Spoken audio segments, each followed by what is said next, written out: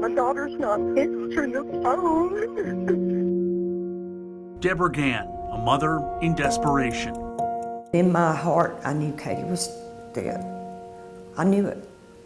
An untimely end which family says could have been prevented. Katie Kettles and her boyfriend, John Hall, murdered by Katie's ex-husband, suspended Glynn County Police Lieutenant Corey Sasser. He fell in love with her instantly, like everyone. Kettles met Sasser at a Halloween party in 2007. She said she loved him and wanted a life with him. A baby boy followed, but within 3 years, accusations of infidelity drove them into separate bedrooms. Then in 2010, Sasser was involved in a shooting while on duty. County personnel files show it wasn't his first. Carolyn Small, an unarmed 35-year-old mother, shot 8 times through the window of her car. Small died at the scene. Attorney Nathan Williams represented Small's family in a lawsuit. We made that very clear that this individual, that this would happen again with Corey Sasser.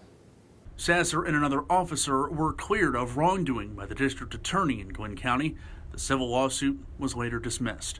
Kettles and Sasser eventually separated, but Gann says that didn't stop Sasser from showing up unexpectedly, threatening her daughter.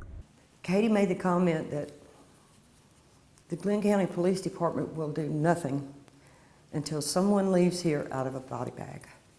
In May 2018, Sasser tried to force himself inside Katie's home. He is not allowed in my house. This is not his house. This is not his house. He was not arrested that night, but after police reviewed this body camera video, he was. Charged with simple battery, criminal trespass, and felony obstruction, Sasser was placed on leave without pay by the police department. Later that month, Sasser had a standoff with police, threatening to kill himself.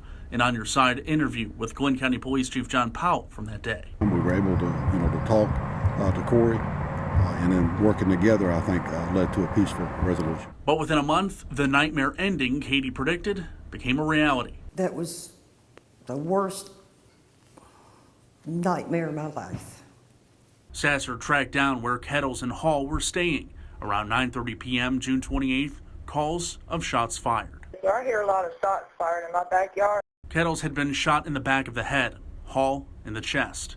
A timeline from police shows at 9:44 p.m., Sasser called his oldest son and said, quote, "Killed them both." Last seen traveling on 17. Hours later, Sasser's truck was spotted in a driveway. He had killed himself. A district attorney's report determined that Sasser planned the murder-suicide. Katie knew she was in danger, and she told them time and time again. Following the attempted forced entry, Sasser was ordered by the court to have no contact with Katie. Deborah Gann says the warning signs about Corey Sasser were there. She outlines them in a civil complaint filed in January.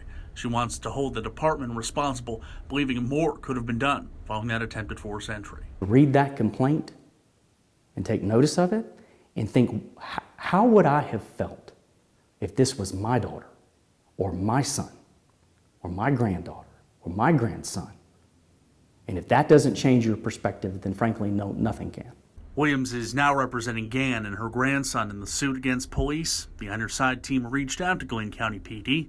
They have no comment. While they await their day in court, Gann is raising her grandson, telling him stories about his mother. Justice needs to be served here, because no one should have to go through this. Remembering the last time she saw her daughter, a memory that keeps playing over and over. I said, I love you too, baby. That was the last hug I got from her. And that night, it just all changed. Everything changed. Our lives have changed forever. They'll never be the same.